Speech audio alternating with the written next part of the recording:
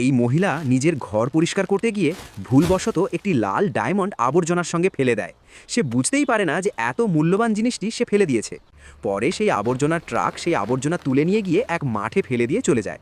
ঠিক সেই সময় একটি খুব ক্ষুধার্ত গরু অনেক দিন ধরে কিছু না খাওয়ায় সে মাঠে পড়ে থাকা আবর্জনার মধ্যে খাবার খুঁজতে থাকে। হঠাৎ তার চোখে পড়ে একটি লাল ডায়মন্ড। গরুটি বুঝতে না পেরে প্রচণ্ড ক্ষুধার কারণে অজান্তেই সেই লাল ডায়মন্ডটি খেয়ে ফেলে। পরদিন সেই মহিলা তার হারানো ডায়মন্ডটি খুঁজতে থাকে। অনেক খোঁজাখুঁজি করেও যখন ডায়মন্ডটি আর পাওয়া যায় না, তাই সেই মহিলাটি এক জায়গায় বসে কান্না করতে থাকে, কারণ সেই লাল ডায়মন্ডটি ছিল তার কাছে অনেক দামি ও শেষ সম্পদ। ঠিক তখনই সেই গরুটি ওই পথ দিয়ে হেঁটে যাচ্ছিল। হঠাৎ মহিলা লক্ষ্য করে গরুটির পেট থেকে লাল আলো ঝলমল করছে। এটা দেখে তার সন্দেহ হয়। সে গরুটিকে ডেকে বলে, তোমার পেট থেকে যে আলো বের হচ্ছে, এটা নিশ্চয়ই আমার লাল ডায়মন্ড। তুমি এটা কোথা থেকে খেয়েছো?